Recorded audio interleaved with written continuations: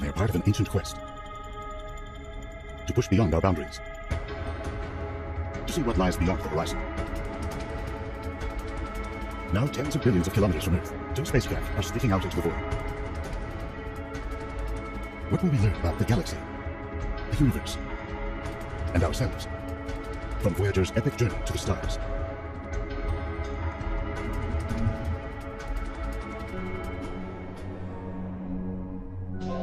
December 19th, 1972.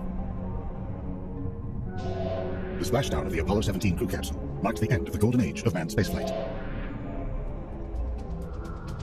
The Mercury, Gemini, and Apollo programs had proven that we could send people into space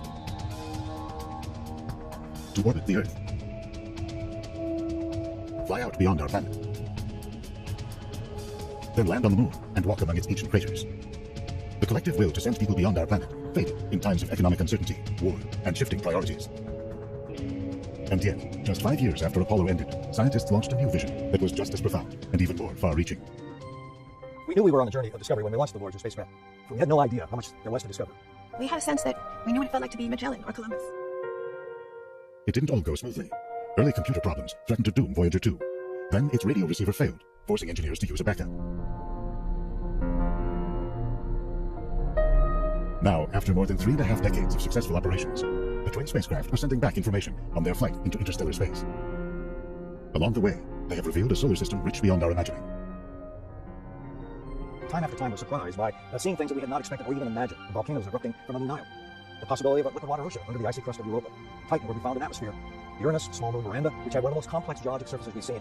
Even at Neptune, Triton, 40 degrees above absolute zero, even there were geysers erupting. It's the only spacecraft that's gone by Uranus. It's the only spacecraft that's gone by Neptune. Everything we know about those planets, we know from Voyager. To see those first pictures coming in from the outer solar system, for the first time, what had been a point of light in the sky was a place. The journey was made possible by a rare alignment of the planets, a configuration that occurs only once every 176 years. That enabled the craft to go from planet to planet, accelerating as they entered the gravitational field of one, then flying out to the next. The Voyagers carried a battery of scientific equipment to collect data on the unknown worlds in their path. That included a pair of Vidicom cameras and a data transfer rate slower than a dial-up modem. They are primitive by today's standards, but that didn't stop them from returning a flurry of discoveries. On Jupiter's moon Io, Voyager's cameras spotted 9 erupting volcanoes. They documented volcanic plumes reaching 300 kilometers into the atmosphere at velocities of 1 kilometer every second. Almost 2 years later, on November 12, 1980, Voyager 1 sailed down to within 124,000 kilometers of Saturn's cloud tops. That's 1/3 the distance between the Earth and the Moon. It found that Saturn's atmosphere is almost entirely hydrogen and helium. It is the only planet in our solar system that is less dense than water. 1 year earlier, Pioneer 11 had detected a thick gaseous atmosphere on Saturn's large moon, Titan. Scientists decided to send Voyager 1 to follow up. It sent back clues to one of the most fascinating bodies in the solar system. Titan proved to be the only object in the solar system other than Earth with stable bodies of surface liquid. Not water, but vast lakes of liquid methane. Scientists could have chosen to send Voyager 1 out to Pluto, but Titan was more promising scientifically. But that meant its grand tour of the outer planets was over. Voyager 1 headed north, above the plane of the solar system. 5 years later, and over 1.5 billion kilometers beyond Saturn, Voyager 2 reached Uranus. Like all the other planets, Uranus spins like a top, but Voyager 2 found that it's actually tipped on its side. Its magnetic field reaches out in a bizarre corkscrew tail, millions of kilometers into space. Voyager 2 discovered 2 new rings, thin dark bands of ice, rock, and dust, with particles the size of a fist. Although the craft discovered 10 new Uranian moons, the most eagerly anticipated event was a close encounter with Miranda, perhaps the most bizarre object in our solar system. Close-ups revealed a strange and wondrous landscape, including a canyon 19 kilometers deep. Miranda may have collided with another moon, shattered, and then by the force of its own gravity, slowly reassembled into this chunk of rock and ice. After 12 years on the road, Voyager 2 now sped toward its rendezvous with Neptune. The planet appears blue because methane in its atmosphere absorbs most of the red in the light spectrum. Remarkably, Voyager 2 flew by Neptune only 35 kilometers off its chartered course, and only 1 second off its scheduled flyby time. Skimming over 5,000 kilometers above the planet's north pole, Voyager found Neptune to be a giant ball of melted rock and ice. Cloaked in hydrogen, helium, and methane gases, its atmosphere is whipped by winds of 1,000 kilometers per hour. Flying in closer than any spacecraft has come to one of the outer planets, Voyager 2 discovered at least 4 complete rings of ice and rock, 6 new moons, and a great dark spot, a hurricane the size of Earth, raging in Neptune's southern hemisphere. The storm circles the planet every 18 hours and rotates around its own axis every 16 days. Oddly, the largest of Neptune's 8 moons, Triton, orbits in the opposite direction to the planet's spin. Triton was likely an independent object in orbit around the Sun until it was captured by Neptune's gravity.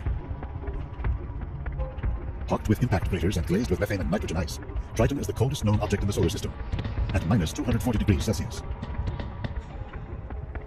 On its surface, scientists saw jagged mountains, high cliffs, and frozen lakes. The most bizarre discovery was the presence of icy geysers with plumes reaching 160 kilometers downwind.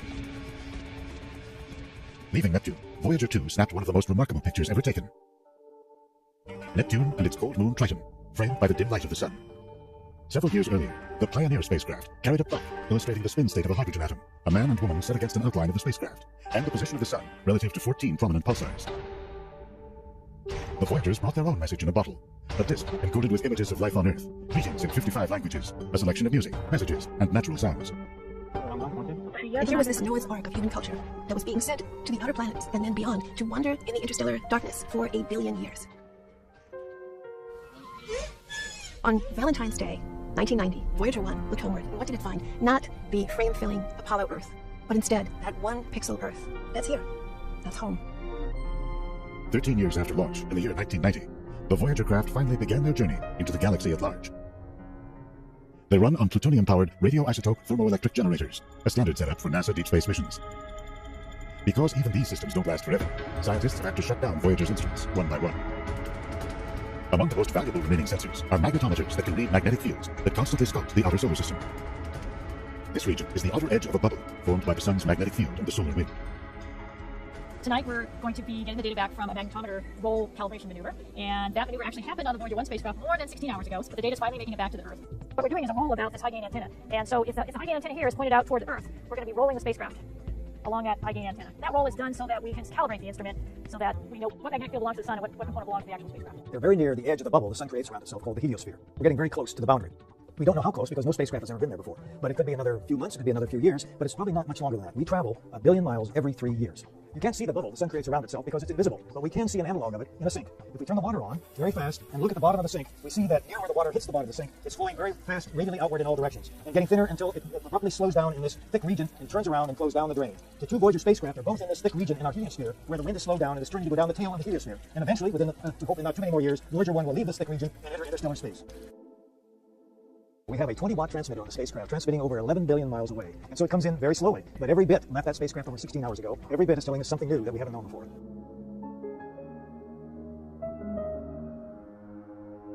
As the solar wind travels out from the sun, it pushes against the galactic medium and abruptly slows down in a region called the termination shock. Outside this is the heliosheath, where the sun's magnetic field is bent back by the interstellar wind. The sun's magnetic field spins in opposite directions on the north and south poles, creating a sheet where the 2 spins meet. This sheet gently ripples as it travels outward. When this sheet reaches the termination shock, it starts to compress like water waves hitting a wall. The Voyager spacecraft have now found that these stacked up ripples of magnetic field form smaller bubbles, shown here as a computer simulation. The discovery of this frothy character changes our understanding of how extremely fast-moving particles, called cosmic rays, enter our solar system. When they arrive at this region, they slowly move from bubble to bubble until they can reach smooth magnetic field lines and follow them toward the sun. Recently, the twin Voyagers began their transition into interstellar space. Voyager today is headed for the edge of interstellar space. That's the space between stars, and it's filled with material that has been injected by the explosion of stars, matter which came from a particular direction, creating a wind which has shaped the bubble in which the solar system is surrounded. Since July of 2012, the solar wind has decreased, while the galactic wind has sped up. That places the craft in what scientists call the magnetic highway, where the alignment of magnetic fields allows particles from the sun to escape, and particles from the galaxy to pour in. When either one reports a complete change in the direction of the magnetic field, that's when scientists will know that it has finally exited the solar system. Meanwhile, they're delivering a whole new view of the galaxy in ultraviolet light. From Earth, this light is normally blocked by the haze of particles at the edge of the solar system. Scientists are able to capture this light from other galaxies because their wavelength has been shifted slightly by their journey through space. Because ultraviolet light reveals the location of vigorous starbirth, it is providing a new window on the evolution of our galaxy. The Voyagers will keep sending back this and other valuable datasets until their power begins to run out. They'll finally go dead around the year 2025. Voyager 2 will be heading south toward the constellation Sagittarius. Traveling at 16 kilometers per second, it is expected to pass 4 light years from Sirius, the brightest star in the heavens, 290,000 years from now. Its twin will continue on a northward track to a relatively empty region of our solar neighborhood. They will become silent emissaries from planet Earth, symbols of our boundless curiosity and aspiration.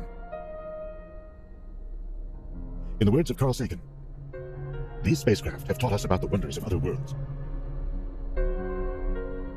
about the uniqueness and fragility of our own, about beginnings and ends. They have given us access to most of the solar system, both in extent and in mass. They are the ships that first explored what may be homelands of our remote descendants.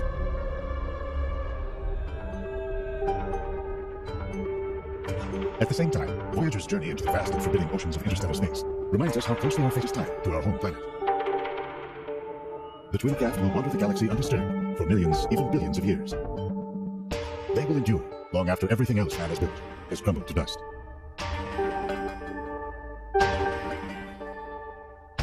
Compared to Voyager, we are living on borrowed time. For mammalian species only lasts on average about 1 million years. Our ability to follow them into deep space will take a new perspective on time and distance, beyond the short years and decades of human activities. We'll continue to track Voyager's slow but remarkable journey, while our civilizations and our planet change and evolve in the cosmic blink of an eye.